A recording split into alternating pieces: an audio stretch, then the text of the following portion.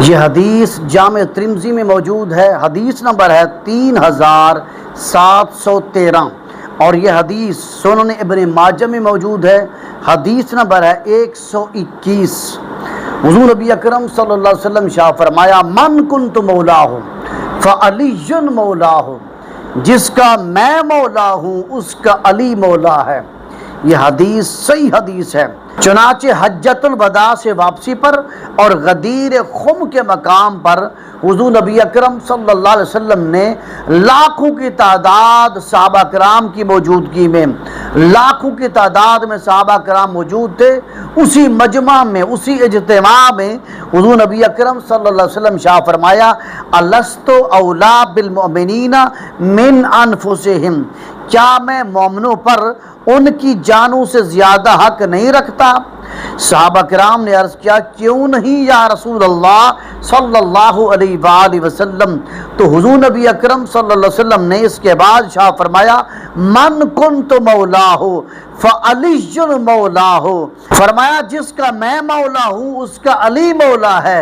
یہ حدیث مسند احمد میں موجود ہے، حدیث نمبر ہے 18464۔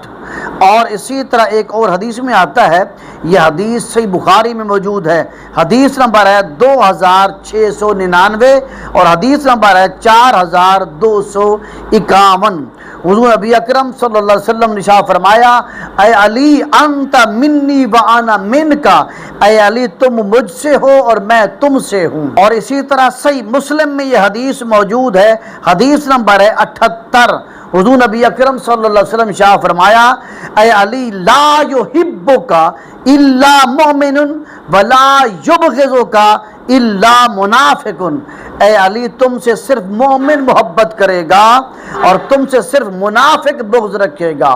تو معلوم ہو گیا کہ ایمان مومن اور منافق کے درمیان اللہ کے نبی نے تقسیم فرما دیا کہ منافق کون ہے، اس کی نشانی کیا ہے، اور مومن کون ہے، اس کی نشانی کیا ہے۔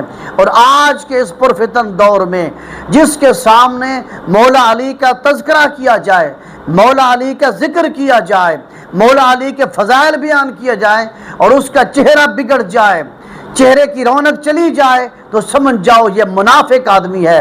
اگرچہ وہ تہجد پڑھتا ہو، وہ 5 وقت کی نماز پڑھتا ہو، قرآن کا قاری ہو، عالم فاضل ہو، حاجی ہو، سب کچھ ہو، لیکن حضرت علی کے ذکر سے چڑھتا ہو، حضرت علی کے ساتھ بغض رکھتا ہے، تو وہ شخص مومن نہیں ہے، وہ شخص خالص منافق ہے۔ اور اسی طرح جس شخص کے سامنے مولا علی کا تذکرہ کیا جائے اور اس کا چہرہ کھل اٹھے، اس کے چہرے کی رونق بڑھ جائے، اس کے دل کے اندر ٹھنڈک پیدا ہو جائے، مولا علی کا نام سن کر، مولا علی کا تذکرہ سن کر، مولا علی کا ذکر سن کر، مولا علی کے فضائل سن کر، مولا علی کے مناقب سن کر جس کا چہرہ کھل اٹھے، سمجھ جاؤ یہ انسان اللہ کی بارگاہ میں مومن ہے۔